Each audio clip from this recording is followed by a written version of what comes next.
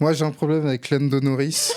Que moi, j'étais clairement de la catégorie des gens qui pensaient que pour moi, c'était un choker, notamment la saison dernière. Et moi, j'ai un problème, je suis pas persuadé que ce soit le meilleur pilote de son écurie. Quand je vois Lando Norris, je dis oui, mais... Et ça, c'est problématique quand tu aspires à être champion du monde. Parce que quand tu es champion du monde, on l'a vu avec Verstappen, on l'a vu avec Hamilton. Il faut être un mâle alpha, celui qui incarne, celui qui domine. Et ça, le problème du côté de Lando Norris, c'est quand je le vois, c'est nice guy. Et tu vois, par exemple, hier, je peux pas m'empêcher de penser que si Piastri part pas à la faute, Rudy peut le tenir. Parce que tu parles surtout au moment où Piastri est revenu fortement sur Lando Norris.